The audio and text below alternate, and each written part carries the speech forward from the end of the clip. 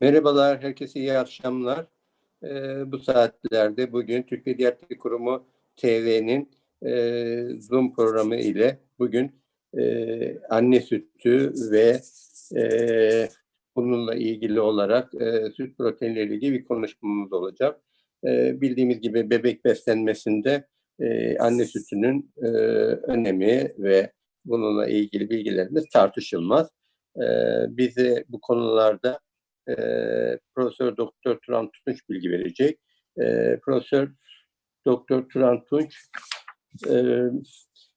1994 yılında Kata'dan mezun olmuş. Ardından aynı üniversitede çocuk sağlığı hastalıkları ve neonatoloji uzmanlığı almış. 2011'de doçent olan arkadaşımız 2016'ya kadar GATA'da çalışmış ve 2016'dan itibaren de İstanbul Özel Ataşehir Memorial Hastanesi'nde çalışmaya başlamış. Halen orada devam ediyor çalışmasını. Turan bize sağlıklı büyüme ve gelişim için anne sütünün rolünden bahsedecek. Ben Turan'a söz vermeden önce şunu da belirteyim. Bugün 2 tane konuşmacımız var. Diğer konuşmacımız Mike Bosner. İsviçre'den katılacak programımıza. Burada sorularımızı her konuşmacının ardından almayı planladık. O açıdan izlerken sorularınız olursa yazarsanız biz de Turan Bey'in konuşmasının hemen ardından sorularınızla cevap vereceğiz. Daha sonra da ikinci konuşmacıyı alacağız. Evet Turan, seni dinliyoruz. Buyur. Çok teşekkürler hocam. Çok sağ olun. Bu güzel takvimden dolayı teşekkür ediyorum. Ben şimdi herkese iyi akşamlar dileyerek sunumuma başlıyorum.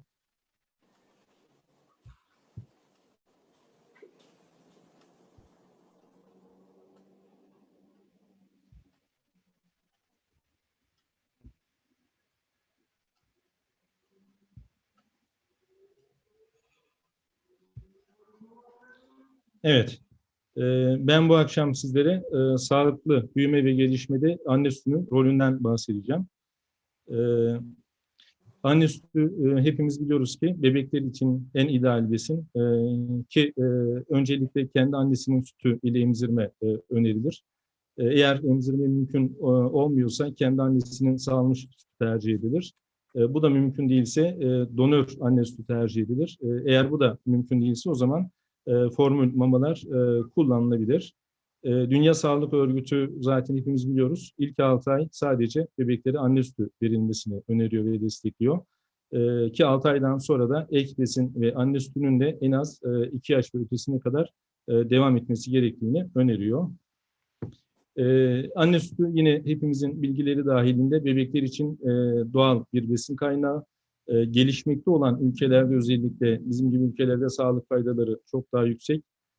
Sosyoekonomik düzeyinde de maalesef ters orantılı ki gelişmekte olan ülkelerde emzirme oranlarının daha düşük olduğunu görüyoruz.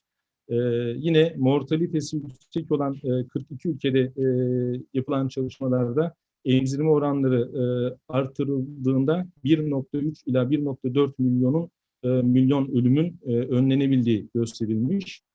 Gelişmiş ülkelerde emzirmenin infant morbiditesi üzerine etkileri de yine çok fazla biliyoruz. Özellikle bebeklerde gastrointestinal sistem enfeksiyonları ve akut otitis media sıklığında azalma olduğunu da biliyoruz. Yine gelişmiş ülkelerde infant mortalitesini etkilediğine dair aslında bir kanıt yok. Ve emzirmenin ayrıca anne sağlığı üzerine etkileri olduğunu biliyoruz. Ki emziren annelerde tip 2 diyabet, meme kanseri ve over kanserlerinde veya kanser sıklığında azalma olduğunu da bugün için biliyoruz. Yine bebeğin besinsel gereksinimi ki çok iyi biliyoruz ki ilk 1 yıl içerisinde en yüksek düzeyde ve ilk yıl içerisinde bebekler doğum kilosunu 3'e katlıyorlar. Ciddi bir büyüme kat ediyorlar. Ki anne sütü beslenmeden fazlasıdır. Bir kere anne ile bebeğin yakınlık kurması, annenin bebeğini kucaklaması, bebeğiyle göz veya bedensel kontak kurması söz konusu oluyor. Yine anne üzerine çok rahatlatıcı etkileri vardır ve aslında emzirmenin eğlenceli bir iş olduğunu da söyleyebiliriz. Ayrıca emzirmenin yine doğum sonrası annenin fiziksel dönüşümüne çok büyük katkısı var. Emzirme ile günlük yaklaşık 500 kilokalori kalori harcaması oluyor ve annenin doğum öncesi veya gebelik öncesi fiziksel görüntüsüne dönüşü de daha hızlı bir şekilde olabiliyor. Yine emzirmenin uterusun doğum sonrası normal boyutuna ulaşmasının da yine bir takım hormonal etkileri vasıtasıyla olduğunu biliyoruz. Sayısız faydaları var anne sütünün ve emzirmenin ki bebeğe ve anneye faydaları var demiştik. Bebeğe faydalarını sayacak olursak işte otitis media, alerji, kusma, diyare, pnömoni, wheezing atakları, bronşolit, diyabet, obezite, ani bebek ölüm sendromu gibi hastalıkların veya durumların sıklığını görülmesini azaltıyor. Yine anne sütü ve emzirme demişken aslında bebek dostu hastane uygulamalarımızdan da bahsetmemiz gerekiyor. Yine başarılı emzirmede 11 öneriyi çok iyi biliyoruz. İşte emzirmeye ilişkin kurumların yazılı bir politikasının olması gerektiği, sağlık personelinin, emzirme ile ilgili sağlık personelinin eğitiminin önemli olduğu, yine doğum öncesi gebe kadınların eğitimi emzirme konusunda önemli. Mutlaka ilk 1 saat içinde emzirmenin başlatılması, annelerin emzirme konusunda eğitilmelerinin önemli olduğunu biliyoruz. Yine ilk 6 ay sadece anne sütü verilmesi konusunda ailelerin bilgilendirilmesi gerekiyor. Anne ile bebeğin 24 saat birlikte kalmalarının sağlanması önemli. Bebeğin her isteyişte emzirilmesinin önemli olduğunu biliyoruz.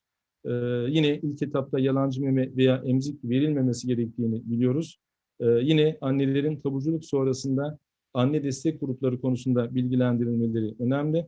Ve mutlaka kurumda formül sütlerle ilgili uluslararası yasanın benimsenmiş olması gerekiyor. Şimdi anne sütünün içeriğine geçecek olursak, bir kere anne sütünün öncelikle bir besin içeriği var. Nedir bunlar? İşte makro besinler, mikro besinler ve bir su içeriği ve tadı söz konusu. Yine biyoaktif içeriğinden bahsedebiliriz ki çok sayıda büyüme faktörleri içerir ve yine bir takım immünoloji faktörler içerir. Yine anne sütü ve nörokognitif gelişme arasında da bir takım ilişkiler olduğunu biliyoruz. Besinsel içeriğinden bahsedecek olursak, öncelikle anne sütünün protein içeriği hepimiz çok iyi biliyoruz. Desilitresinde veya 100 mililitresinde 0,9 ila 1,2 gram protein içerir. Yine 100 mililitresinde 3,2 ila 3,6 gram yağ, 6,7 ila 7,8 gram karbonhidrat olarak laktoz ve yine 100 mililitresinde 65-70 kilokalori kadar da ortalama bir enerji içeriği söz konusudur. Anne sütünün whey kazein oranı 70'e 30'dur. Yine whey proteini ve alfa laktalbumin içeriğiyle bebekte yeterli triptofan düzeyinin ve uygun amino asit dağılımının veya birikiminin oluşmasına katkıda bulunur. Ki artık son zamanlarda biliyoruz formül sütlerde de artık düşük protein ve yüksek biyo yararlanım hedeflenmektedir. Anne sütünün içeriğine devam edecek olursak enerji kaynağı olarak yağlardan bahsedebiliriz ki yağlar ana enerji kaynağıdırlar. Doymamış yağ asitleri ve süt lipazı içerir. Yine çoklu doymamış yağ asitleri içerir ki bunlar özellikle bebeğin beyin ve göz gelişimi için çok önemlidir. Yine yüksek kolesterol düzeyine sahiptir ki bu sayede lipolitik enzim sistemlerini uyarır ve yine ileriki yaşamımızda ateroskleroza neden olan lipidlerin birikimini önler bu sayede. Yine ana karbonhidrat kaynağı olarak laktoz bulunur. Laktozun etkilerinden bahsedecek olursak kalsiyum emilimini kolaylaştırır, beyin büyümesine katkıda bulunur. Yine bağırsaklarda zararlı mikroorganizmaların çoğalmasını önler. Anne sütünün içeriğinde ilk 1 ay içinde çok önemli değişiklikler olur. Ki bu içerik gebelik haftasına göre de değişebilir. Ayrıca postnatal yaşa göre de değişebilir. Hatta bazen emzirmenin başından sonuna doğru bile içerik olarak anne sütü değişebilir. Ki preterm anne sütünün protein, yağ ve sodyum içeriğinin de daha zengin olduğunu biliyoruz.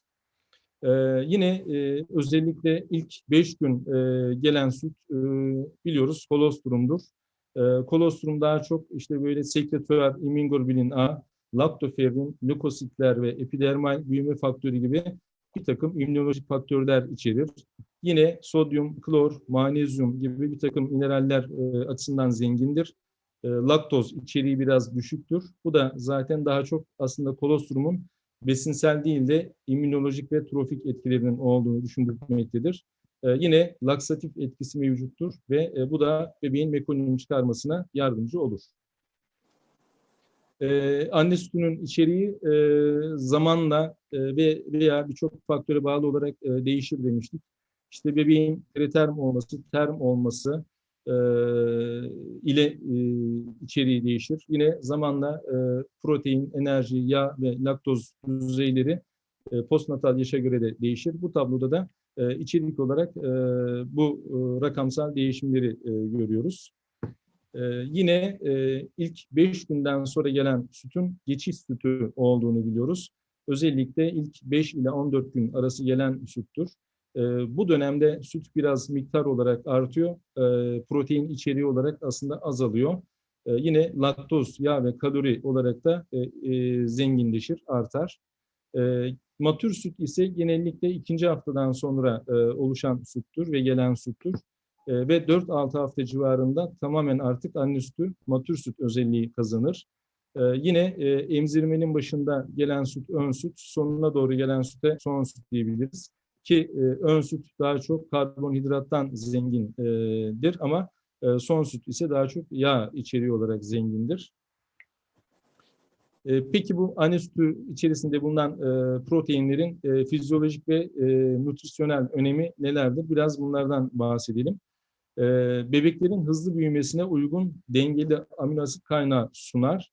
Bir sürü protein vardır. İşte bunlardan bazıları mesela safra tuzu, uyarıcı lipaz, amilaz, beta kazein, laktoferrin, haptokorin, alfa 1 antitribisin. Bunlar mesela daha çok makro ve mikro besinlerin sindirimi ve kullanımı, utilizasyonunda görevleri vardır. Yine immünoglobulinler, laktoferrin, haptokorin, lizozin, kappa kazein, alfa-laktalbumin, laktoperoksitaz gibi proteinlerin daha çok antimikrobiyal etkileri söz konusudur. Bunlar da yine bebeği patojen bakteri ve virüslere karşı korur. Ayrıca prebiyotik aktivitesi söz konusudur bu proteinlerin. İşte anne sütündeki bifidus faktör, oligosakkaritler, frukto veya galakto oligosakkaritler, N-asetil glukozamin gibi proteinler bebek bağırsak florasının daha çok laktobasiller ve bifidobakterilerden oluşmasını, ki bunlar faydalı bakterilerdir, buna katkıda bulunur. Yine bu prebiyotik aktivitesi sayesinde intestinal pH'yi düşürerek patojen bakterilerin özellikle bağırsakta çoğalmasını, bebeğin bağırsak sisteminde çoğalmasını engeller. Yine immünomodülatuar etkileri vardır.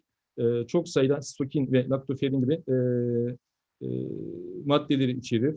Yine insülin benzeri growth faktör, epidermal growth faktör ve laktoferin gibi bir takım büyüme faktörlerini içerir. Bunlar da yine bağırsak mukozasının gelişimi ve organ gelişimi, organ ve doku gelişimine katkı sunarlar. Mikrobesinler vardır ayrıca ki bu mikrobesinler daha çok annenin diyetine bağlı olarak değişebilir.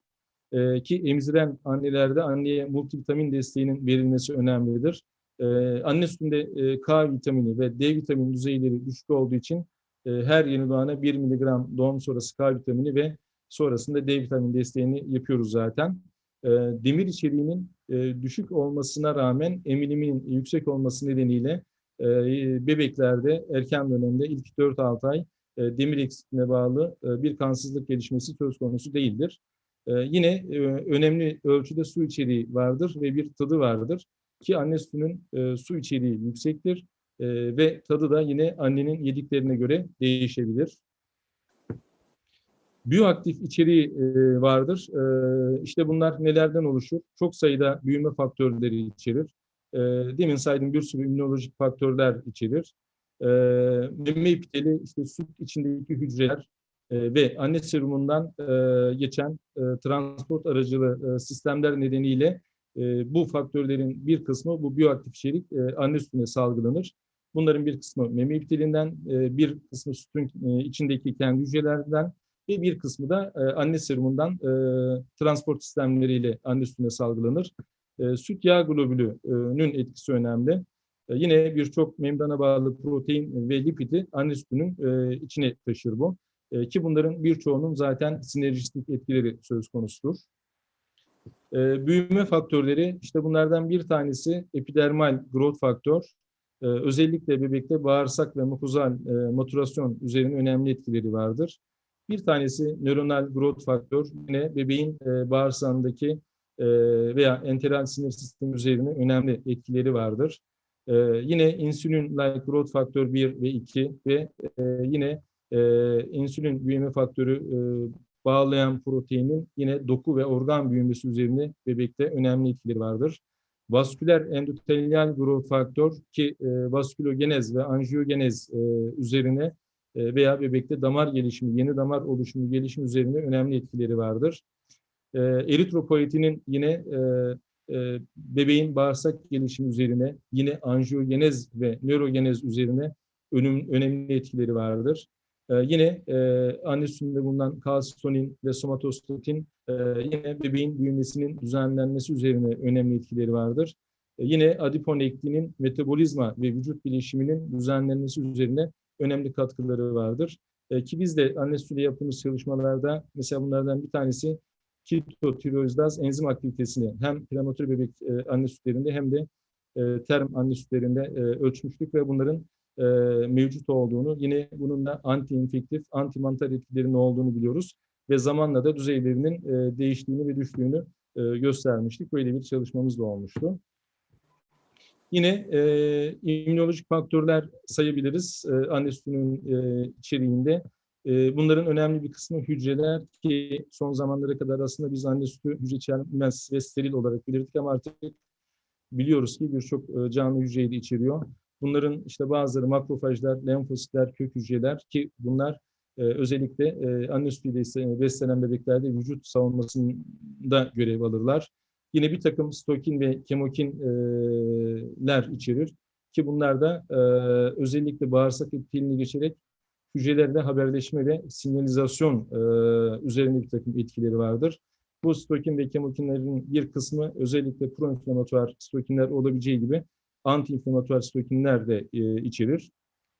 Yine enfeksiyondan korunmada immünglobulinler özellikle sekretuar immünglobulin A, immünglobulin G ve M sayılabilir. Yine laktoferrin, lizozin, serbest yağ asitleri, alfa-laktalbumin ve musinler gibi defansinler de yine anti-enfektif etkileri olan maddeleridir, proteinlerdir. Yine oligosakkaritler mevcuttur. Özellikle frukto ve galakto oligosakkaritler mevcut. Bunların da yine prebiyotik etkileri vardır ve bağırsak florası üzerine bir takım etkileri söz konusudur. Özellikle intestinal bağırsak florasının bifidobakteriler ve laktobasiller yönünde gelişmesine katkıda bulunur. Yine bağırsak epitel bütünlüğünün korunmasına bir takım önemli katkıları vardır. Yine yeni doğan bağırsağının geçirgenliğinin azaltılması üzerine etkileri vardır ve sekretuar immünglobulin A aktivitesinin oluşması üzerine önemli katkıları vardır.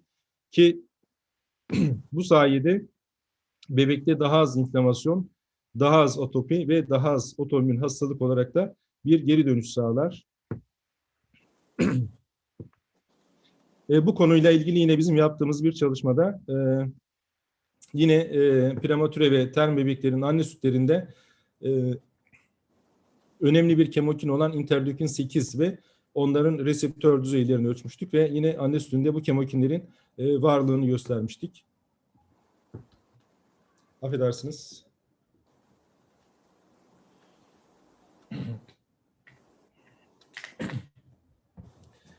Tabii anne sütüyle ilgili gelişmelerde tarihsel süreçte bir takım değişiklikler söz konusu olmuş.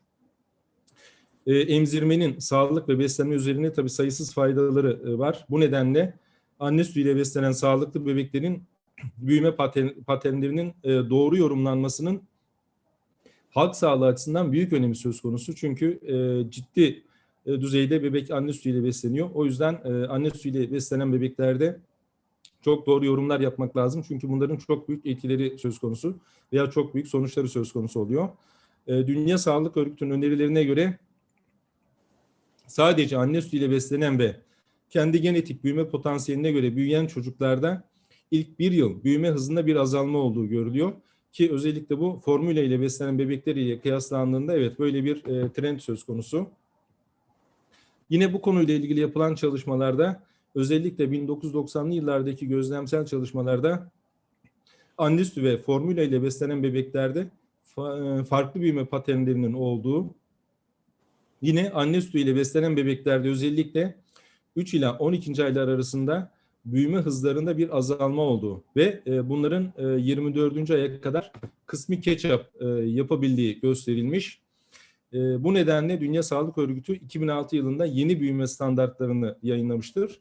Böylece bir takım yanlış anlaşılmalara meydan vermemek için bir takım gelişmeler olmuştur. İşte anne sütüyle beslenen bebeklerde büyüme yetersizliği ile ilgili yapılan yanlış değerlendirmelerin önüne bu sayede geçilmiştir. Yine gereksiz yere süplementasyon yapılmaması konusunda önerileri olmuştur ve yetersiz diye anne sütünün gereksiz yere kesilmemesi önerilmiş ve bu şekilde anne sütünün kesilmesinin de önü alınmıştır. Anne sütü ile ilk ay büyüme arasındaki ilişkiye bakacak olursak, tabii hepimiz biliyoruz doğum sonrası en erken dönemde emzirmenin başlatılması gerekiyor. Özellikle ilk 1 saat içerisinde emzirmenin başlatılması çok önemli. Ve bir bebekte açlık belirtisi olduğunda ki ağlama aslında acıkmanın geç bir bulgusudur. O yüzden ağlamadan önce emzirmenin yapılması gerekir. Ki en az günde en az 8-12 kez emzirme yapılmalıdır. Ve bebekte iyi beslenme kriterleri olarak ilk birkaç günden sonra en az 4-8 ıslak bez alınmalı. 3-4 kez de sulu sarı gevşek bir kaka yaptığının gözlenmesi gerekir. Ki biliyoruz hepimiz bebekler ilk 5 gün %5-10 kilo kaybederler. Sonraki 5 günde bu kilolarını tekrar geri alarak doğum kilosuna geri dönerler. Daha sonrasında hızlı bir büyüme dönemine girerler. Ve bazı zamanlarda büyüme atakları vardır. Özellikle 7-10. günlerde veya 3-6. haftalar arasında ciddi beslenme istekleri olur ve büyüme atakları söz konusudur. Yine günlük kilo alımlarının en az 20-30 gram olması, ilk ay en azından bir 4,5-5 santim uzaması gerekmektedir. Ve yine ilk 4 ay baş çevresinde bebeklerin hızlı bir büyüme olduğunu biliyoruz. Şimdi tabii anne sütü neden önemli? Çünkü erken dönem beslenmenin bir takım uzun vadeli etkileri söz konusudur. Bu nedenle erken dönemdeki beslenme çok önemli. Çünkü çok uzun ve orta ve uzun vadeli sonuçları söz konusudur. Niye? Çünkü yaşamın erken dönemleri gelişimsel programlanma açısından aslında bir zaman penceresi sunar bize. Erken büyüme paterni ile sonraki sağlık sonuçlarımız arasında bir ilişki vardır. Ki bu ilişki içerisinde en önemli unsur ve altta yatan asıl mekanizma beslenmedir. Anne sütü alan bebekler daha yüksek yağ ve daha düşük protein içeriğiyle beslenmiş olurlar. Ki bu normal doğru bir beslenme şeklidir ve hiçbir şekilde sağlık sonuç riskimizi artırmaz. Ama yüksek protein içerikli beslenme hızlı kilo alımı ile ilişkili olarak bulunmuştur ve bunu destekleyen çalışmalar söz konusudur. Yine erken dönem beslenme tercihleri büyüme ve vücut kompozisyonumuzu etkiler. Anne sütü ile kıyaslandığında formüla ile veya mama ile beslenenlerde 12. ayda daha çok yağlanma, vücut kompozisyonunda bozulma olduğu gösterilmiştir. Bu da yine yüksek protein alımı ile ilişkilendirilmiştir ve bunu destekleyen çalışmalar söz konusudur. Peki bebeklerdeki protein desteği ve büyüme arasındaki ilişkiye bakacak olursak, tabii geçmişte genelde infant beslenmesi ve çocuk sağlığı hep eksikliğin tedavisi şeklinde odaklanmış ve daha çok eksiklikler üzerine gidilmiş ve bunların tedavisi üzerine fokuslanmış. Maalesef çok fazla destek üzerine çok az çalışma yapılmış ve yetersiz bir odaklanma söz konusu olmuş. Ama artık biliyoruz ki yüksek protein desteği aşırı büyümeyi uyarabiliyor ve stimüle edebiliyor. Ki burada bir olgudan bahsetmek istiyorum. Mesela full anne sütüyle beslenen bir bebeğin 6. ayda 13 kilograma kadar çıktığı görülmüş. Bu bebekte türlü araştırmalar yapılmış. Altta yatan genetik bir sorun, endokrin bir bozukluk veya metabolik bir hastalık olmadığı görülmüş. Ve anne sütü analiz edildiğinde her şeyin normal olduğu ama annenin süt protein düzeyinin yüksek olduğu ve normalin 1,5 katı olduğu görülmüş. Bu bebekte tamamlayıcı beslenme başladıktan sonra kilo alımında bir azalma olmuş ve %97 persentillere kadar kilosunun gerilediği ve normalize olduğu gözlenmiş.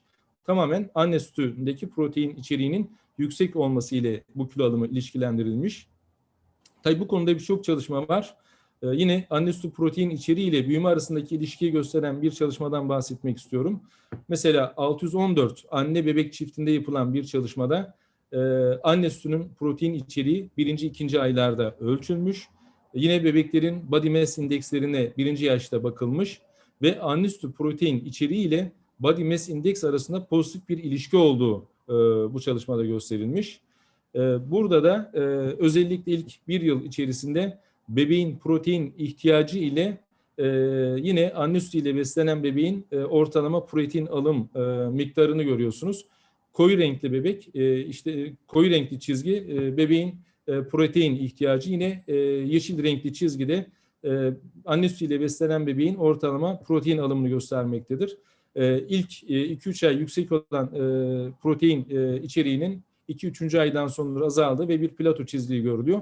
Ve aslında ne kadar birbirine paralel seyrettiğini görüyoruz. Yani anne sütüyle beslenen bebekler ihtiyaçları kadar protein almaktadırlar. Bu aslında onu göstermektedir. Fazlasını almıyorlar yani. Yine yüksek protein alımı ve büyüme arasındaki ilişkiye bakacak olursak, erken çocukluk döneminde tabii metabolik ihtiyaçlarımızın ötesinde veya metabolik ihtiyaçlarımızdan fazla yüksek protein aldığımız zaman aslında bizim kan ve doku aminosit düzeylerimizde bir artış söz konusu oluyor. Tabii bunun sonucunda bu da insülin ve insülin benzeri büyüme faktörü 1 düzeylerini artırıyor. Bunlar ki büyüme ile ilişkili faktörler.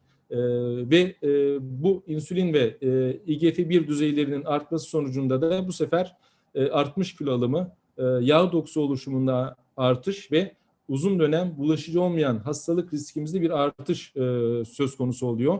Nedir bunlar? İşte obezite, tip 2 diyabet gibi hastalıkların sıklığında bir artış söz konusu oluyor. Bu da erken protein hipotezi olarak açıklanmaktadır. Peki bebeklerde formül süt kullanımı hangi durumlarda olur? Ne zaman biz formül süt bebeklerde tercih ediyoruz? Tabii ki anne sütünün olmadığı durumlarda veya anne sütünün yetersiz olduğu durumlarda formül desteği yapabiliyoruz. Veya bazı özel durumlar, bazı metabolik hastalıkların olması durumunda yine formül sütlere müracaat edebiliyoruz. Formül tiplerinden kısaca bahsetmek gerekirse işte standart formüller var. Bunlar hepimiz biliyoruz. İşte normal gastrointestinal sistem fonksiyonu olan term bebeklerde bu standart formülleri tercih ediyoruz. Yine 34 haftanın üzerinde doğan ve doğum ağırlığı 2000 gramın üzerinde olan preterm bebeklerde de standart formüllerle besleme yapıyoruz. Prematüre bebekler için tabii prematüre formülleri söz konusu veya taburculuk sonrası post discharge formüller söz konusu. Bunları tercih edebiliyoruz. Bazı özel formül tiplerimiz var. İşte proteinleri hidroliz edilmiş elemental veya semelemental formüller. Yine laktozsuz veya laktoz azaltılmış formül mamalar var. MCT veya LC-PUFA içeren özel formüller söz konusu. İşte yine soya bazlı formüllerimiz var. Yine bir takım metabolik fenilketonuri, galaktozemi gibi hastalıklarda kullanılan özel formüller söz konusu veya kilo alım problemi olan, sindirim sistemi problemi veya bağırsak problemi olan hastalarda kullandığımız yüksek enerjili formüller söz konusu. Peki yani formüllerle beslenme hangi durumlarda ortaya çıkıyor? Biraz bundan bahsedecek olursak, işte belki bazı aileler veya bazı anneler tarafından bu tarz düşünceler geliştirilmiş olabilir. İşte anneye daha fazla özgürlük sağlanması veya anneye daha fazla zaman kalır düşüncesiyle bazen formüle başvuru söz konusu olabiliyor. Yine işte formülle beslediğimiz zaman bebeğe ne kadar mama verdiğimizi biliriz. amacıyla bazen formüle başvurulabilir veya annenin diyeti ve kullandığı ilaçlardan etkilenmez mantığıyla şey yapılabilir ama tabii ki bunlar çok doğru davranışlar veya fikirler, düşünceler değil. Tabii ki bir formülün anne sütü gibi olması ve üretilmesi imkansız şimdilik. En azından şimdilik öyle olduğunu biliyoruz. İşte anne sütünde sayısız antikorlar, enzimler vesaire biyoaktif içerik söz konusu. Ama yine de formüllerde bazal besin öğelerini içerir. Bunu biliyoruz. Bazı aileler için pahalı ve zahmetli olabilir. İşte gece vakti mama hazırlama, biberon, emzik temizliği vesaire veya kontaminasyon riski söz konusudur.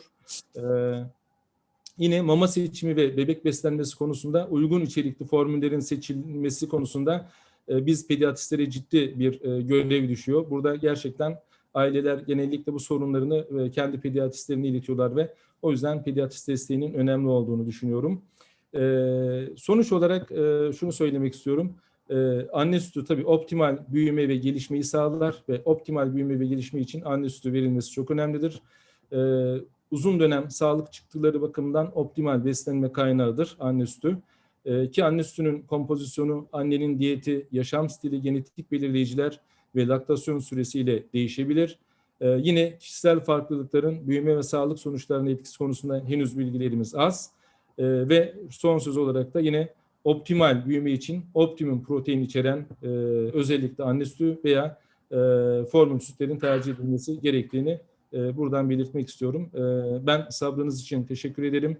Yine bana bu konuşma fırsatını verdiği için Türk Pediatri Kurumu Başkanı ve yöneticilerine sonsuz teşekkürlerimi iletiyorum.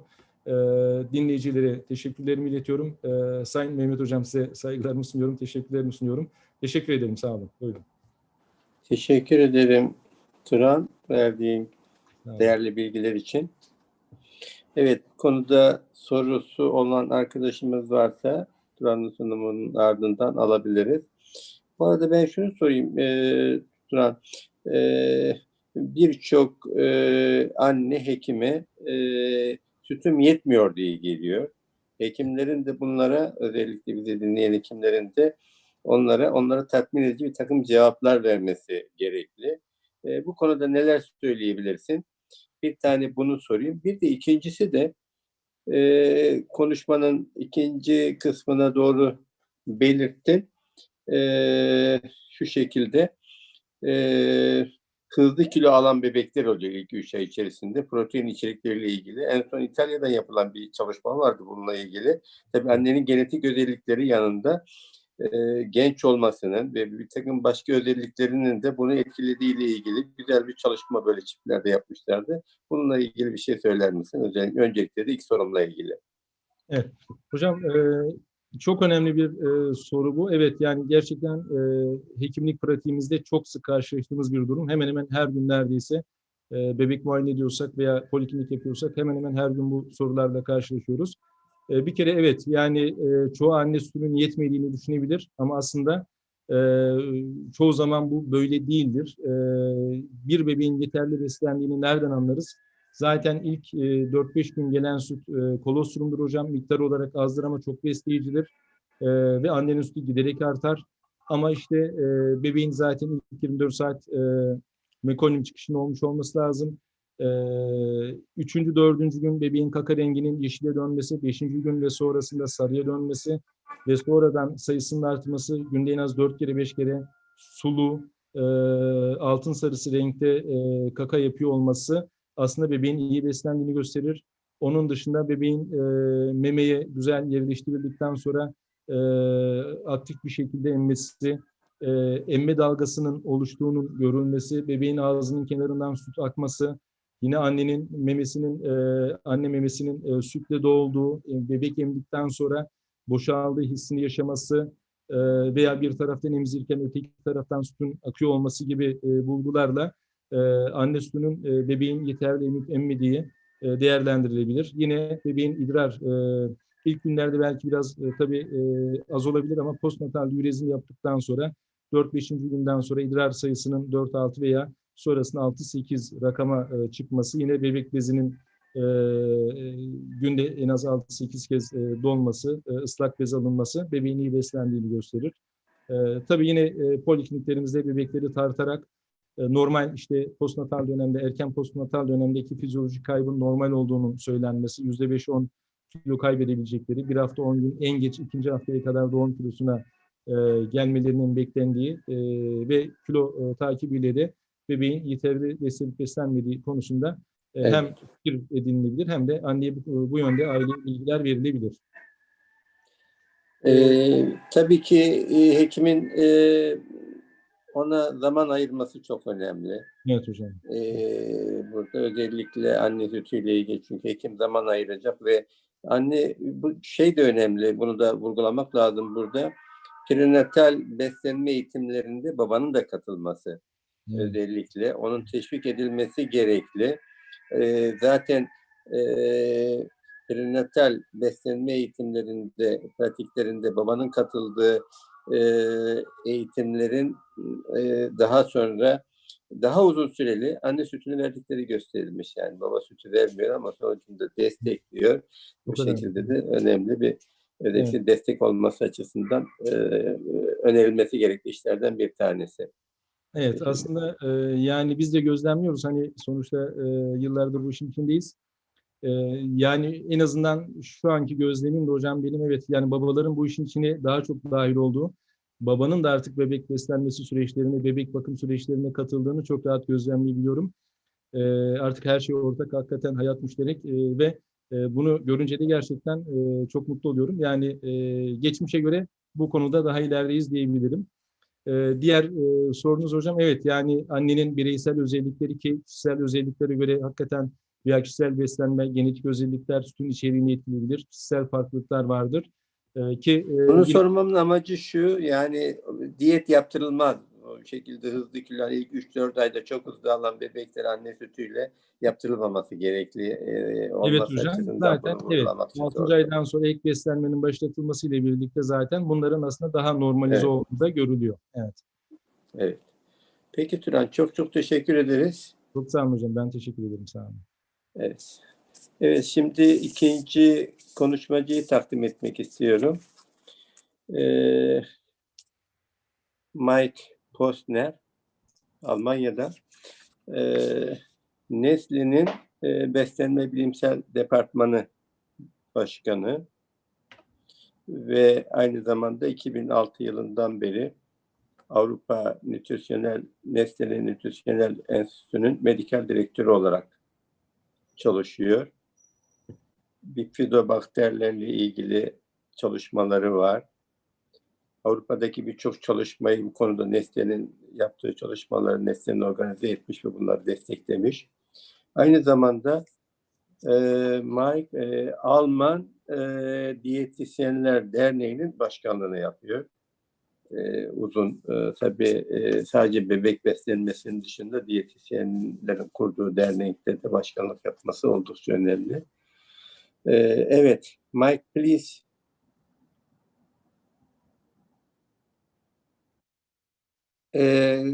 Mike, can you open the voice and microphone? So I think it's open, and I will share okay. now my screen. Yeah, now okay. Let's see. So you can see the presentation. Yeah. Okay. So first of all, thank you very much for giving me this opportunity to discuss a very exciting topic with all of you. It was not easy for me to follow with the language, but at least I saw that the scene was already set. What is the discussion about? And what we see more and more is really that we need to rethink our let's say our formula systems, but also our medical advices to the parents with regard to the intake. I mean, we have learned now already that the breastfeeding is the best advice we should give to the mother, especially exclusively for the first 6 months. But then on the other hand, when breastfeeding is not possible, we need also to rethink about what is really the appropriate protein intake. And that's now my task. I would like to discuss with you the discussion around the protein intake in the early infancy and the impact on the healthy growth. So, I mean, we are all familiar with this concept of the first 1,000 days. And here is a typical difference, because what we have learned from the protein is there's really this metabolic programming period in the early life. So we have seen latest meta-analysis that linked the early milk protein supply with the programming and the later accelerated weight development, whereas the later protein supply, so after 2-3 years, has not shown an impact on the weight development. So we have more and more a better understanding that the key period seems to be for this metabolic programming the first 2 years of life. We have already learned in the first presentation, and that is maybe just overall, maybe a little bit a repetition of some key message that was already given in the first presentation, is that breast milk is perfectly tailored to the infant's needs. So, but we have learned now, and this is just with the latest research to understand really the breast milk composition, that the protein content in breast milk decreases along with the protein requirements per kilo body weight. And we can say we have a perfect stage system. So the nature provides a perfect stage system. And what we learn is the protein content goes down over the time. And when we really look on the available formula systems, it's the opposite. The protein goes up. And here we need to start to rethink, does it make sense or not? Because we have learned that breast milk leads to the healthy growth and even prevents maybe from later overweight and obesity. And from clinical trials, we have also seen in breastfeeding babies that it's the protein content that drives the weight gain and not really the fat content or the carbohydrate content. So we have learned that protein is a key player in this period for the weight development. So if breastfeeding is not possible, we have then to look for alternatives. But there is, let's say, no milk available with a comparable protein amount what we found in human beings and what we found in breast milk. So very clear, because all animal milks have a much higher protein content because the growth is much more accelerated. I mean, when you see the highest growth is in rats, and that's why they have a way high amount of protein in breast milk. So we need somehow to manipulate all the protein sources that may be available to maybe better adapted to the real protein situation in breast milk. And we know for years, and that's the interesting part, that babies, when they are not breastfed and when they are on an infant formula system, they show a higher weight gain.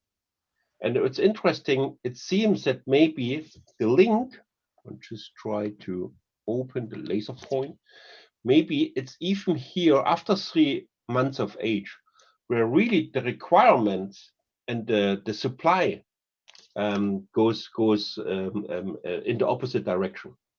So it seems in the first 3 months that we know, even there, sometimes the breastfeeding babies show even a higher weight gain as the formula-fed babies, and then it goes rather down, whereas the formula babies stay significantly higher in weight gain in comparison to fully breastfed babies.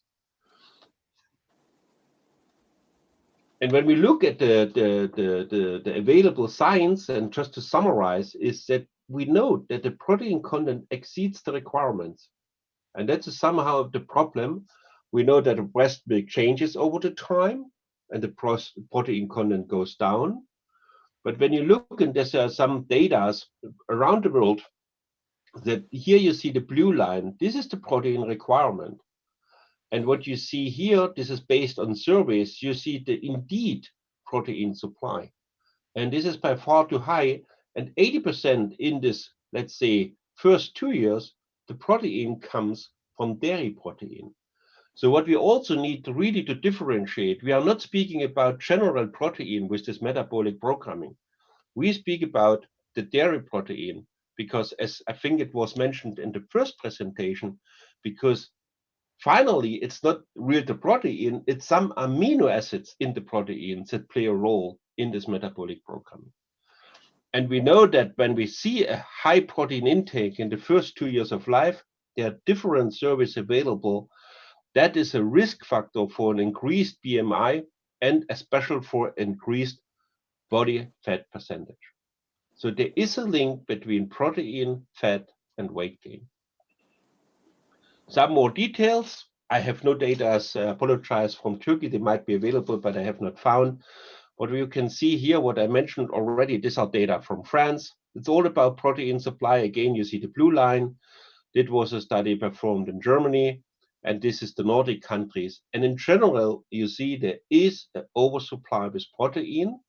And when you look in the next step on the quality of this oversupply with protein, the main oversupply comes from the dairy protein.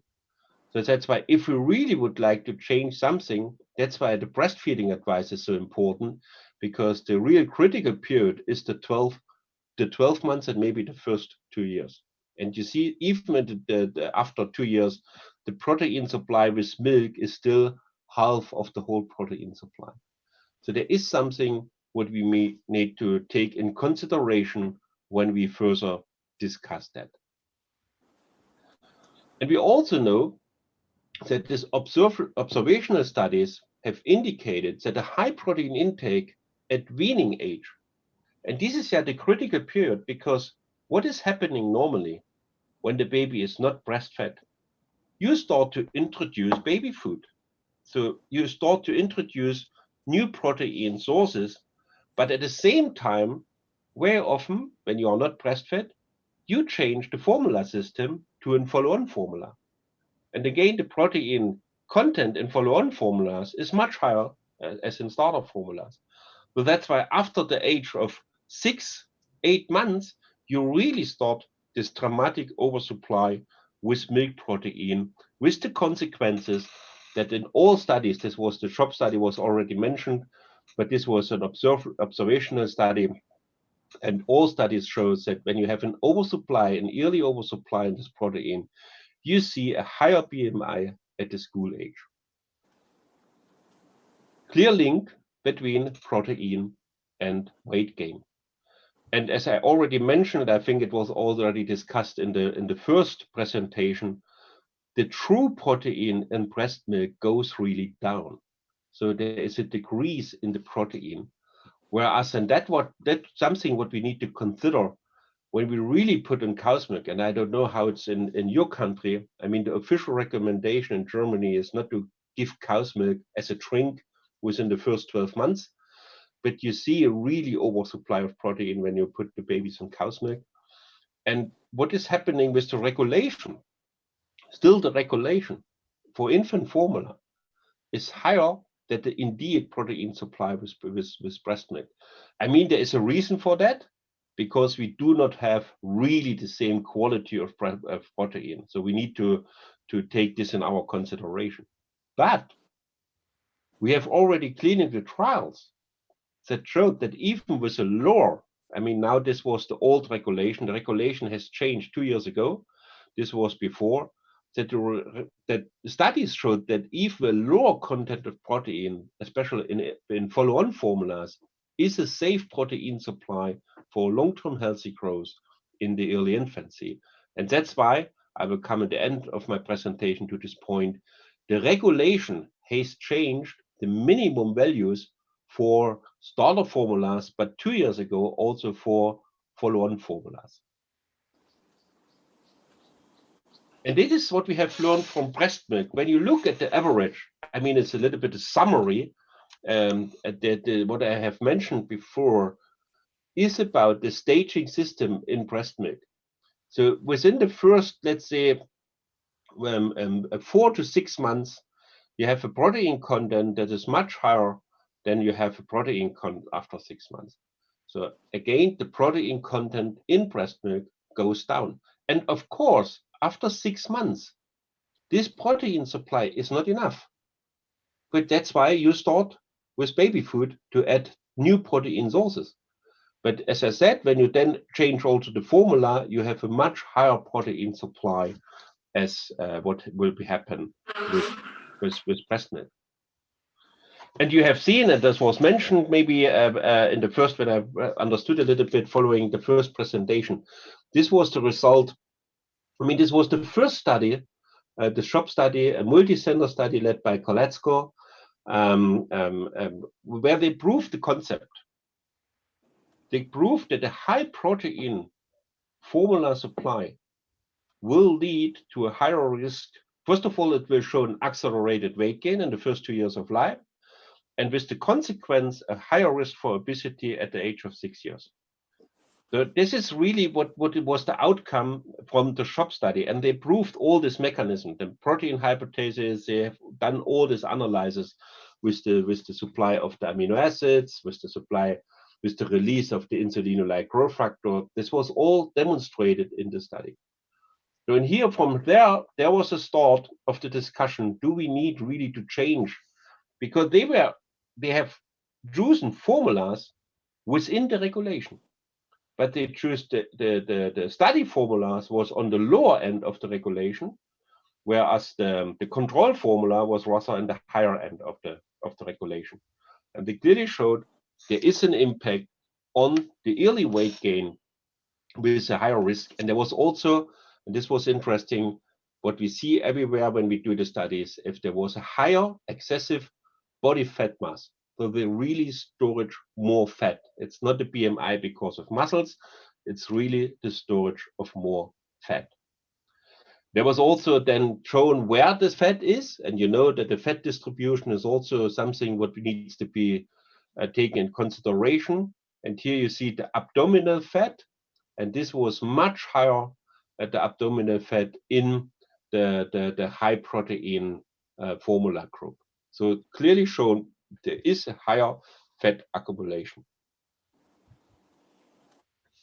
I think that was mentioned. This is the mechanism behind. So this is this early protein hypothesis, the link between this weight gain and the protein supply. And I will come to that because I think what we need to add in the discussion, it's not only the amount of protein, because it's not the protein was what acts as this driver. It's the insulin releasing amino acids. And they are much higher, of course, in cow's milk protein in comparison to other protein sources.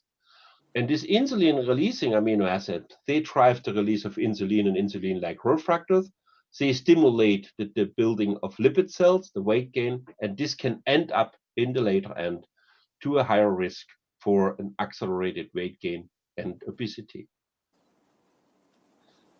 And the mechanism was also shown that there is a change of the metabolism of the energy supply, because what is happening in the high protein concept, you have a stop of the beta oxidation.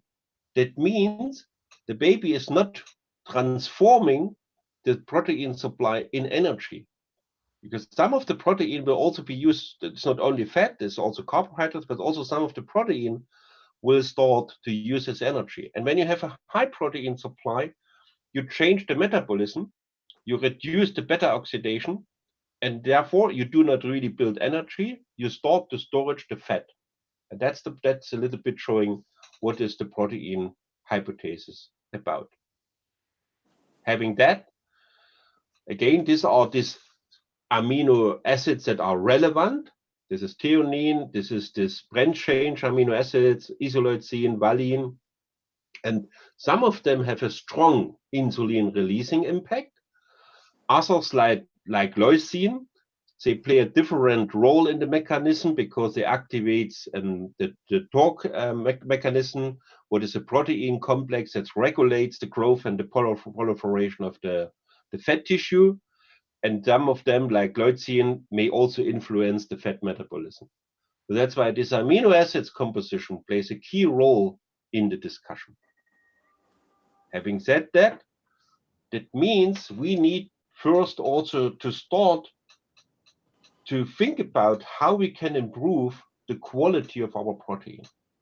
Yeah, because we take all manufacturers are using the milk protein as the basic source, but of course this is manipulated to get the closer quality to the breast milk protein. But there are new ways possible where you really can manipulate the protein in a way that you really reduce the amino acids, the insulin releasing amino acids. That's key because that's relevant for the mechanism. So and that's the only thing what I would mention specifically for Nestle, we have an own patented mechanism where we really can change the quality of the amino acid profile in the whey fraction. So we just remove a fraction that is rich in insulinogenic amino acids, and it will replace with a more physiological fraction with a lower concentration of this insulinogenic amino acids, but with a higher concentration of the essential amino acids that are needed. So that's the mechanism behind. So we're not manipulating single amino acids, so we're really manipulating the whole protein body.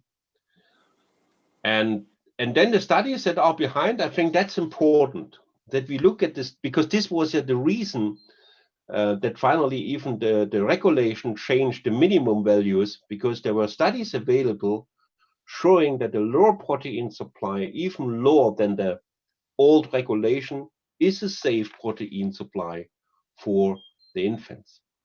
So there are some studies, just as a reference. One was from the US, and you see here again a little bit this dynamic in breast milk.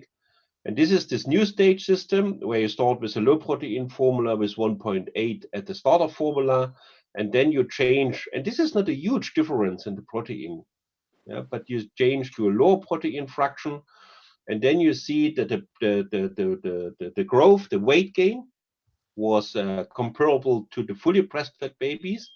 And what was interesting is that the weight from 4 to 12 months was significantly lower in the low proteins than in the control group. And the weight above the 85th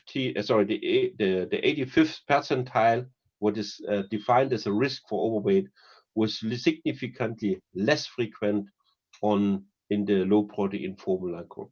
So what the study showed is you a little bit slow down the weight gain, you bring the weight gain closer to the weight gain of the breast milk reference group. And then was a study from Chile. They looked a little bit on a risk population, because these were babies, healthy term babies, but from mothers with a pre-pregnancy overweight BMI.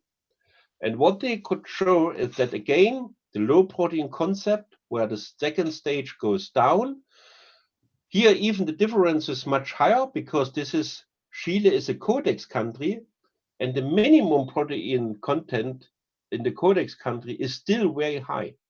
So that's why they have this high protein amount in follow-on formulas. And what was seen is the mean different weight gain between the high protein stage system and the low protein stage system at 2 years of age was minus 500 grams. And this is the mean. This is really a huge difference in the weight gain between the two groups. And also was seen the mechanism behind. That both studies showed that, for example, as I said, this is this hypothesis, the insulin-like growth factors was closer to, in the low protein group, closer to the reference, closer to the breastfed, whereas the insulin-like growth factor release in the high protein group was much higher, was a significant difference. Of course, we come not as close as breast milk. That's why still the first advice is breastfeed your baby, because this has a huge impact.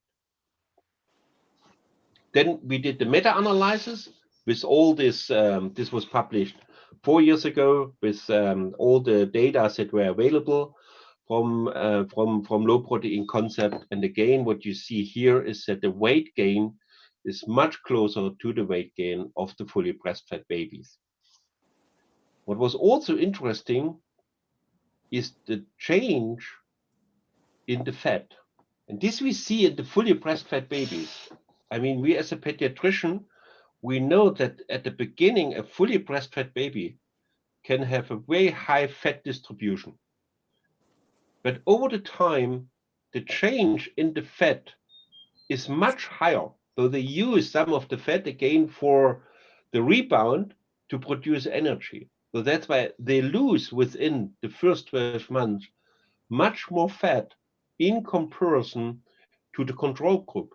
And that is something, when you will have a look a little bit more closely to this, that you see already. Also, when you look at the fully breastfed baby, I always say, don't get me wrong, so the Buddha baby, so really a full distribution of the fat on the arms, on the necks, everywhere. But then it goes, when the baby starts with baby food, this fat distribution is changing. But you do not see the same fat distribution change in formula fed babies. And this shows a little bit there is a different programming.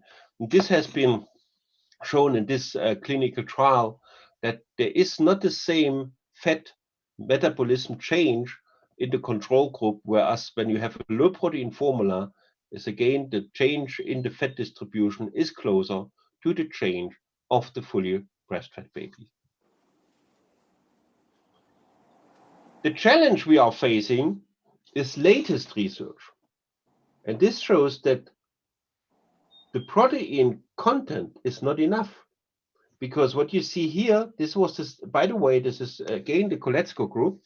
This was just a different author. They checked the different formula system. This again, it was a starter formula with a low protein 1.89, so close to what was showing before. But what was seen, this was the highest weight gain. So in the low protein formula group, the baby showed a significant higher weight gain per day in comparison to the control formula, and especially also in comparison to the breastfed group. And this brings up now the discussion that it's not only about the protein supply and the amount. It seems that a more decisive factor maybe is the quality of the protein. And this has then investigated in some research to look at the different formulas in the amino acid distribution. Because you can have a low protein formula, but still with some, let's say, a higher amount of this insulinogenic amino acids. So, and this has been looked up, and here just an example is this is the reference point. These are, let's say, again the insulinogenic amino acids, and here you see the insulinogenic amino acid distribution with a specific manipulation of the protein, where you really change the insulinogenic amino acids, you bring them closer, whereas other formulas are very different from in the amino acid profile. And this could be a reason that not just a low protein formula will show the same effect as another low protein formula. So that's why it's important that we look also for clinical trials. So just saying I have now a low protein formula might be not enough if we do not really look after the quality composition. And then is already, there was in 2015 was already a publication challenging the manufacturers, let's say, by saying you need to think about a new stage system, because the old stage system where you go up with the protein supply is over. You need to think maybe about to go down. This is a little bit different from the regulatory framework, but you said maybe at the first 3 months you need a higher amount, and then you go to stage 2, you need to go down. And this is what is happening now. So the first stage systems really start to follow the breast milk approach, whereas the majority of the markets, so this is just the average calculation from brands in the German market, they go up. So they have a much higher protein supply over the time. And I think that's now the discussion where we need to start, and there is a discussion on the regulatory framework, there's a discussion everywhere, that we need to think about to change the formula systems. The new regulation already supports the stage system, because I think it was in 2018, they changed the minimum content for follow-on formulas from, I think, from 1.8, what is the minimum content in starter formulas, for the follow-on formulas, they changed and they went down to 1.6. This is just because these were the studies available. Personally, based on the research, maybe further research will even show that we can even in the follow-on formulas maybe go further down. But it needs to be proven in further research. I think it also, the reason behind, because it might be to prevent the metabolic programming and to prevent the accelerated weight gain, what is maybe a decisive factor for the future. And this is the goal, that we would like to have a growth that is similar to the growth of a fully breastfed baby. Briefly, and then I'm coming to the end. I think we as the pediatrician, one thing is that we think about breastfeeding and we think about formula stage system. But what we also need to think about is the different feeding behaviors when you have formula fed babies in comparison to breastfed babies. So, you know, the watch out of the signaling. We know that formula fed babies are rather overfed. They get much more volume as needed because the parents are not really watching the satiation, the signaling of the babies that is already, you know, is had already enough. So this is something that we really need to take in consideration because we see from studies that there's a really oversupply with the formula intake in non-breastfed babies. What was also an interesting publication, and I was really a little bit surprised because the publication was last year, is that 80% of the parents add more powder than instructed. This is really a problem because they think, I mean, I don't know how it's, this is a cultural thing. They think the more the better. But this is the opposite because what is happening when you just add a little bit more, 1 gram more powder, this is really changing. I did a calculation, sorry, I missed the chart here. This is, I mean, then you override the low protein concept because you add then even more and then you have still a higher protein supply. So, I mean, we all educate the parents on the platform that you really should follow the instruction and do not overdosage the powder. And I mean, finally, you can even save money. Yeah? Do not overdosage the powder, as this is not really a good solution for the baby. So we need to advise breastfeeding. To summarize, I think my presentation was really to show breastfeeding is a stage system. Breastfeeding guarantees a good protein supply in quality and quantity. That's why the first recommendation is breastfeed the baby over 6 months and continue to breastfeed when you introduce baby food. On the other hand, and this is where the parents need our advice, if breastfeeding is short, I think we need to think about the formula system, rather a low protein formula. And some official recommendations is already available. I know in France the recommendation, I know in Germany the recommendation that the official pediatrician society clearly said breastfeeding is too short, then low protein formulas with high protein supply, protein quality. I think we need also a little bit more educate the parents that they have the right behavior in the preparation of the bottle and in watching out the signaling of the babies. And I think we as the pediatrician, we also need closely follow up the weight gain. And maybe a little bit to ask if the weight gain is maybe going too fast in the wrong direction. And with this, I hope everything was clear. I think there was a translation in parallel. And I thank you very much for your attention and for your time. Mike, thank you very much for your excellent presentation about the role of the milk protein supply for health, growth, and early infancy. Now, we know about the high protein content in formula became the more obese and metabolic disorders in the future for the people. Do you think about this the 10 years or 20 years ago, this is the more many formulas contain the high protein. It is support now we saw the many obese children or people now is the everywhere is the all the world. Do you think about this is the relationship between this obesity or metabolic syndromes now? I think, thank you very much for the good question. And it's not easy to answer, yeah, because I think it's difficult to really to bring a clear cause-consequence relationship.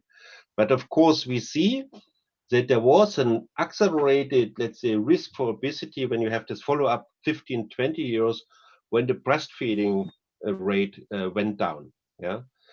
Of course, I think what we need also to be aware, I'm not saying that, you know, we change now the feeding in the first year of life and we solve the problem of obesity. This is not possible because you can do the best things in the first year of life.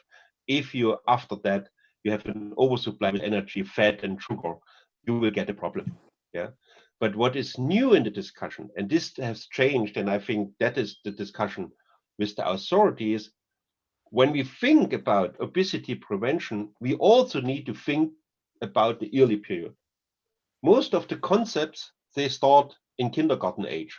They thought you need more movement, you know, less computer, less sugar, less fat. And this is, of course, right. But I think what is new in the discussion, we need also to consider this programming approach. And then maybe we can really contribute to a better, healthy society. Thank you. The second question, it is I saw you have studied about the effects of the Bifidobacterium lactis in the premature babies. 3 or 4 years ago, we conducted a study about the preterm babies with the Bifidobacterium lactis in the preterm babies. We saw the one of the group is to take the Bifidobacterium lactis, the another group is to take the control group is the no probiotics. This is the babies take the Bifidobacterium lactis. They take is the much gain, and the follow up the period is the much gain. And the other group is the low, or the normal gain. So what do you think about this? Is the probiotics is the affect the system of the systemic microbiotics is very interesting. This probiotics is and it is if we give this in the formula for example, is the probiotics it affect the gain the babies? I think, thank you very much again for a good question. I think one thing what we need really to differentiate is the preterm and the healthy born babies. I think I did also study with B lactis in the preterm babies, and we saw a better weight gain in the probiotic group in the early life. In the follow-up, there was no difference anymore. But what we did, we were able, because we controlled the low protein formulas, because we have markets where we have probiotics in and other markets don't have probiotics in. And we compared the studies in the two groups, and there was no difference between low protein formulas with probiotics in comparison to formulas without probiotics. But in general, you raised a good point. This is the influence of the microbiome. Yeah. But what we can say with the single probiotic strains that we are using today, we have not seen an accelerated weight gain in no clinical trials. I mean, now you know also there's a discussion new about this human milk oligosaccharides and what has also an influence on the microbiome. And in the clinical trials, there was no difference in weight gain between the, let's say, the probiotics group and the control group. So, I mean, there is further research needed, but I think, again, we cannot really, I think for the preterm babies, we see a better grow maybe because, at what we're seeing, because they had less problems. And this is also something that if you have the baby with the probiotic, less problems, and they will show a better weight gain. But in the long-term consequences, we have not seen the difference. Thank. This is the last question from mine. You talk about this is the end of the talking. Is about the parents give this much powder. Yeah. It is the company think about this the adjustable key system for the box, or is this the can? The adjustable key system, like this is the one or two or three, is the adjustable key. Is the, for example, press the button. This is to give this on one or the two times. Is the two powder, two spoon, or like this is the. I think, I mean, this is not easy to be solved, because I think from a regulatory point of view, you need just to give an instruction, of course, yeah. But one of the things what we also as companies need better to educate is really that you just use the spoon and you really remove what is the overload. And I mean, we have now a special package where you can really go to the top, and then you just do it this way. Sorry. And then you really remove the overload of the powder. What we always say, at least in Germany, we have started in the education, we say what we give on the package is an orientation. I mean, finally, the main thing was the parents are always afraid that the baby gets not enough. Yeah. And the parents are measuring very often with crying. And I always say, when I see such parents, I put my baby, or I put the baby and measure the weight gain. And then I show the mother, look, the weight gain is okay. So there is no need, there is no need that we need to do anything about, you know, the formula manipulation. The baby gets enough. But I think this is difficult, but maybe together, we as pediatricians, the companies, we can help better to educate also the behavior. Yeah. Thank you very much. I have one question for the Professor Turan Tunç. He can hear me? Turan? Evet, duyuyorum hocam, duyuyorum. Evet. Doktor Zübeyde Bircan şöyle bir soru göndermiş. 2 yaşına kadar sadece anne sütü alan ve gelişimi doğum persantilinin altında kalmış, halen anne sütünde devam etmek isteyen anne bebekleri için nasıl bir yol önerirsiniz? 2 yaşına kadar sadece anne sütü almış, persantilde geri kalmış. Buna nasıl bir yol önerirsiniz şeklinde bir soru var Zübeyde Hanım'dan. Yani zaten 6. aydan sonra mutlaka tamamlayıcı beslenmenin başlanması gerekiyor. Yani 2 yaşına kadar sadece anne sütüyle beslenme çok doğru bir strateji değil. Mutlaka 2 yaşından sonra tamamlayıcı beslenmeyi de eklemek gerekiyor. Yani 1 yaşına kadar işte ilk 6-8 ay en az 2 öğün, 9-12 ay arası 3 ekstra ek besin. 1 yaşından sonra da en az %50-50 olacak şekilde anne sütü ve ek besin şeklinde beslenmesi gerekir. Anne sütü tabii ki 2 yaşına kadar verilebilir, hatta ötesine kadar verilebilir. Ama burada yanlış ve eksik olan şey tamamlayıcı beslenmenin başlanmaması ve sadece anne sütü almış olması. Tabii ki sadece anne sütü almış olması 2 yaşına kadar bebeğin tüm ihtiyaçlarını karşılamaz. En geç 6-6,5 aydan sonra mutlaka ek beslenmenin veya tamamlayıcı beslenmenin başlanması gerekirdi. Evet, bu da herhalde takipleri esnasında, yani hekim takibi içerisinde ya sağlık sistemi içerisinde takibi esnasında farkında varılıp da sürekli uyarılması gerekli. Bu sisteme 2 yaşa kadar sadece anne sütüyle, gelişme geriliğiyle kalmaması gerekli bir bebek gibi düşünmek gerekli. Başka soru yok. Ben konuşmacılara teşekkür ederim. Hocam ben. Efendim? Can I ask a question to Mr. Mike? Tabii. Hi, Mr. Mike. Thank you very much for your speech. My question is it a choice? It can be a choice. It can be a choice to give the formulas including more insulinogenic proteins to infants with weight gain problems. It can be a choice. It can be a choice to give formulas with more higher insulinogenic proteins, including higher insulinogenic proteins to the infants with weight gain problems. I mean, that's a good question. I think, I mean, this is what we see, let's say, with late preterms, yeah, and the post-discharge formula, because when you the question is, first of all, what is the reason for not growing well? What is the reason for not gaining weight? Yeah, you need first to exclude what are the medical conditions behind. Yeah, and sometimes it might be just to add a little bit fat that we see instead to go now, because one thing what we don't know, and it's a good question. There are some data available from not from preterms, but from healthy, small for gestational age babies, where we think they grow rather slightly above, the 10th percentile. We think it's too low. And then we start to accelerate, to support, to give more protein, and we bring them.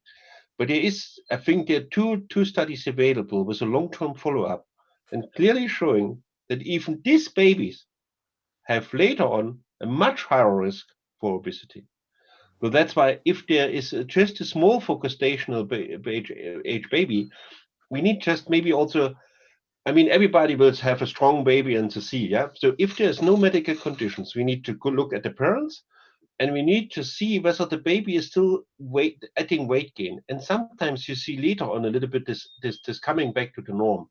So I would not recommend just for a healthy, well-being, small for gestational age baby to really do this accelerated weight gain. I would just give the same breastfeeding, because then we need also to decide maybe to stop breastfeeding, what is not the best decision. So I would clearly say, when I do this, I recommend breastfeeding, to just breastfeed the babies. Later on, we start with baby food. If breastfeed's not possible, we go to the same infant formula with low protein, and we still look whether it's weight gain. Of course, when it goes further down, then we need to see what is the reason, and then maybe it's really needed. Then, I mean, there are, let's say, medical solutions available with high protein supply. We have also then such formulas available. These are our treatment formulas, where you then really provide higher protein, especially in babies where might be a heart problem, or they have cardiovascular problems. Then you need to provide more protein. Yeah, thank you very much. Thank you. My another question is, do you think in the new era, with new regulations, lower protein content, do you expect lower obesity risk in developed countries? As I said, I think this is only one factor. I think what we can say, and that's what we are very strong also in communication. I mean, the only what has been proven is with the SHOP study that a high protein supply will accelerate the weight gain and will end up in a higher obesity. With a low protein stage system, what we have shown so far, or what has shown in the literature, is a closer weight gain to the fully breastfed babies. And this might be a first step in contribution for the obesity problem. But I think there needs further follow up on that. I mean, as I said, you can completely override later on if you have too many sugar, too many fat, we know the sweetened beverage. That's why I think, I don't know how it's in Turkey, but more and more we recommend really only water as a drink, especially in the babies, because then one thing what is also important is this taste development, to program the taste, and I think what is the challenge is when we start with baby food, in most of the countries we start with too sweet baby foods. We do not really give the babies the experience to be confronted with different taste experience, and then of course it continues higher sugar, and as I said, so that's why I think, to be honest, I think with the formula system, we can contribute to the programming. Do we solve the obesity problem? I don't know. Okay. I would rather say only in combination with all other things. Thank you very much. Evet, thank you very much for your two speaker, Turan and Mike. This is the end of the session. Before the end of the this program, this is the ben özellikle Türk Pediatrik Kurumu Başkanı Sayın Profesör Doktor Mehmet Vural'a, yönetim kurulundaki değerli arkadaşlara Covid'li günlerde en azından bilgi paylaşımını aksatmayacak bu yöntemi uygulamaya başladıkları, devam ettirdikleri için, çabalar için teşekkürler. Dileğim de en kısa zamanda karşılıklı toplantılarda karşılıklı oturabildiğimiz, konuşabildiğimiz, tartışabildiğimiz günlerin yakın zamanda olmasını diliyorum. Hepinize tekrar teşekkür ederim. İyi akşamlar. İyi akşamlar hocam. Çok sağ olun.